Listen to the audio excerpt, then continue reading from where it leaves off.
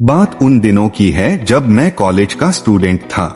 अपने कॉलेज की ओर से हम सभी कैंप के लिए एक जंगल में गए थे। हल्की ठंड थी। आधी रात में हम सबने पूरी रात कैंप फायर के साथ डांस करने, गाने आदि का प्रोग्राम तय किया। मुझे और सभी साथियों को कैंप फायर के लिए लकड़ियां इकट्ठी करने का भार सौंपा गया। मैं निकला तो सबके साथ ही, लेकिन जंगल के प्राकृतिक सौंदर्य में भटकता हुआ अकेले बहुत दूर कहीं निकल गया। अचानक आसमान बादलों से भर गया और गरज के साथ बारिश होने लगी। बादलों के लगातार गरजने से मैं पेड़ के नीचे खड़ा रहना मुनासिब न समझ आसपास किसी घर की तलाश में एक दिशा में भागने लगा। मुझे कुछ ही दूरी पर एक लाल ईंटों से बनी शानदार बिल्डिंग नजर आई। बिल्डिंग रोशनी से पूरी नहाई हुई थी और उसमें ढेर सारे लोग हैं, ऐसा दूर से ही लग रहा था। मैं तेजी से भागते हुए उस बिल्डिंग में जा घुसा और सामने से आती हुई एक खूबसूरत नर्स से टकराते टकराते बचा। नर्स ने मुझे घूर कर देखते हुए कहा, बहुत अधिक भीग गए हो, सर्दी लग जाएगी। उधर बाईं ओर एक स्टोर रूम है, वहाँ जाकर जो भी मिले उससे कहना सिस्टर जूलिया ने दूसरे सूखे और साफ कपड़े मुझे देने को कहा है, वह तुम्हें कपड़े दे देगा। मैं हक्का बक्का मुंह फाड़े सिस्टर जूलिया को देखता रहा। मुझे एकदम से यह समझ नहीं आया कि मैं क्या करूं। मेरी स्थिति देखकर सिस्टर जूलिया खिलखिलाकर हंस पड़ी और बोली, पहले तो तुम अपना मुंह बंद करो वरना मुंह में मच्छर घुस जाएंगे, और अब जाकर वैसा ही करो जैसा मैंने कहा है। मैं हल्के से हाँ में सर हिला सिस्टर की बताई दिशा में जाने को मुड़ गया। अभी कुछ 10 कदम ही चला होऊंगा कि मेरे कंधे पर किसी ने हाथ रखा। मैं चौंक कर पीछे मुड़ा और अपने सामने आर्मी की वर्दी में एक युवक को खड़ा मुस्कुराता पाया। मेरे चेहरे पर आश्चर्य का बादल अपना घर बना चुका था, जिसे देखते ही उस युवक को हंसी आ गई। उसने धीमे किंतु दृढ़ स्वर में कहा, मैं कैप्टन विनोद हूँ और यह हमारे देश की आर्मी का हॉस्पिटल है। कैप्टन विनोद की बातों ने मुझे आश्वस्त किया। मैं अब धीरे धीरे सामान्य हो गया और मैंने कैप्टन विनोद को सिस्टर जूलिया की कही बातें बताई। सुनकर कैप्टन विनोद के चेहरे पर रहस्यमयी मुस्कान फैल गई और वे बोले, तो सिस्टर जूलिया से भी मिल चुके? जी, क्या मतलब है आपका? कुछ नहीं, चलो मैं तुम्हें सूखे कपड़े देता हूँ, चेंज कर लो, नहीं तो सच में सर्दी लग जाएगी। और मैं कैप्टन विनोद के पीछे एक बड़े से कमरे में पहुँच गया। कमरे के चारों ओर हरे रंग के पर्दे लगे हुए थे। एक और एक बड़ा सा बेड पड़ा हुआ था और उसके सामने एक सोफा था।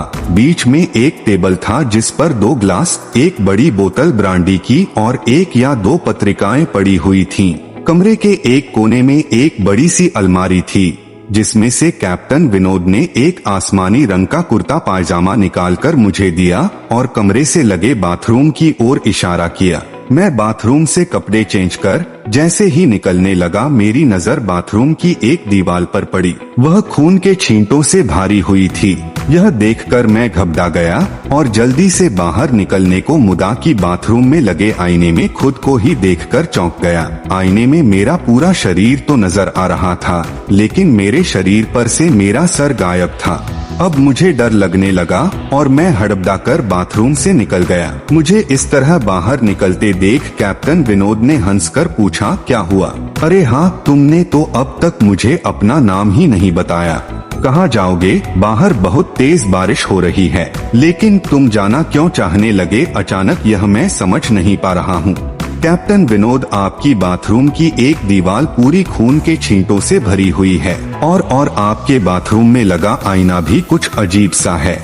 उसमें मुझे मेरा पूरा शरीर तो दिखाई दिया, लेकिन मेरा सर ही गायब था। मैं अब बिल्कुल भी नहीं रुकूंगा, यहाँ बारिश में ही भीगता हुआ अपने कैंप तक जाऊंगा। कहते हुए मैं कमरे से बाहर जाने वाले दरवाजे की ओर बढ़ा।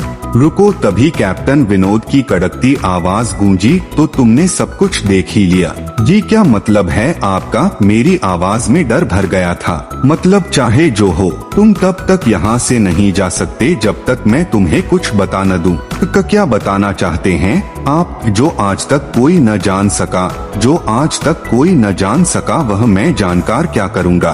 प्लीज अब मुझे जाने दें। मैं डर से रुआसा हो गया। नहीं, बिल्कुल भी नहीं, और तुम्हें मुझसे डरने की भी कोई जरूरत नहीं। सैनिक सबकी रक्षा के लिए होते हैं।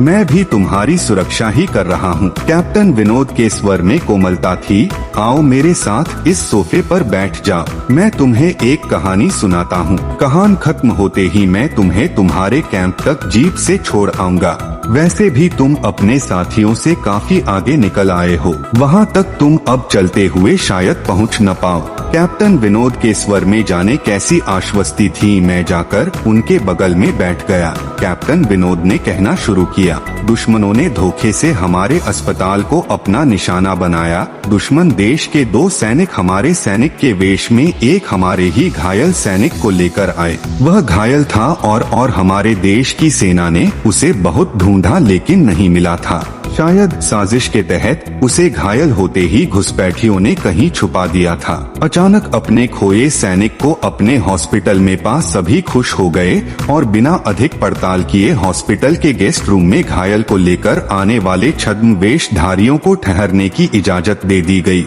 अभी उस सैनिक का इलाज चल ही रहा था कि जोरों का ब्लास्ट हुआ और पूरा हॉस्पिटल एक पल में खंडहर में तब्दील हो गया। लेकिन हॉस्पिटल तो अपनी शानदार स्थिति में खड़ा है। मेरी बातों को अनसुना कर कैप्टन विनोद ने अपनी बात जारी रखी। कोई नहीं बचा उस ब्लास्ट में। दीवार पर पड़े खून के छींटे भी उसी ब्लास्ट में मारे गए हॉस्पिटल के कर्मचारियों के हैं। हाँ, पर यह हॉस्पिटल तो मुझे खंडहर नहीं दिखता। जवाब में कैप्टन विनोद के चेहरे पर रहस्य भरी मुस्कान फैल गई और उनका चेहरा अजीब से भावों से भर गया। मैं उनके चेहरे को देखकर अंदर से दहल गया। फिर भी मैंने हिम्मत कर पूछा, आप उस ब्लास्ट में बाख कैसे गए? सुनते ही कैप्टन विनोद ठहाका लगाकर हंस पड़े और मुझ पर एक भरपूर नजर डालते हुए कहा, यह कहानी आज से मात्र 10 वर्ष पहले की है और मैं तो आज से 50 वर्ष पहले मर चुका हूँ। इसके आगे उन्होंने क्या कहा मुझे कुछ नहीं मालूम। चेहरे पर गीलेपन का एहसास जब काफी हुआ तो मैं जैसे नींद से जागा। मुझे घेरे हुए मेरे सभी सहपाठी और टीचर खड़े थे। मेरे आँख खोलते ही मेरे सर ने कहा, थैंक गॉड तुम्हें होश गया। तो क्या मैं बेहोश था? हाँ, तुम जंगल में जाने कहाँ भटक गए थे? जब सभी लौट आए और तुम नहीं आए तो हम सभी मिलकर तुम्हें ढूंढने निकले। काफी दूर जाने के बाद हमने एक जीप आती दिखाई दी जिसमें एक आर्मी मैन तुम्हें पीछे की सीट पर सुलाए हुए हमारे कैंप को ढूंढते हुए आ रहे थे।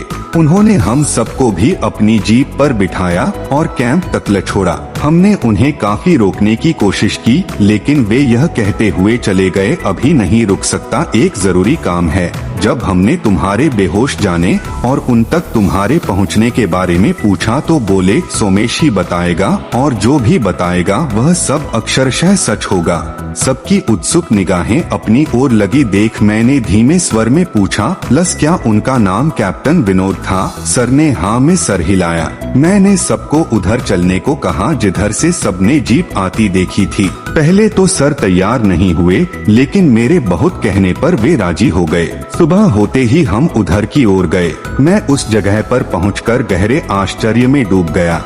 वहाँ एक अधजला खंडहर था जिसके एक टूटे पत्थर पर लिखा था आर्मी हॉस्पिटल।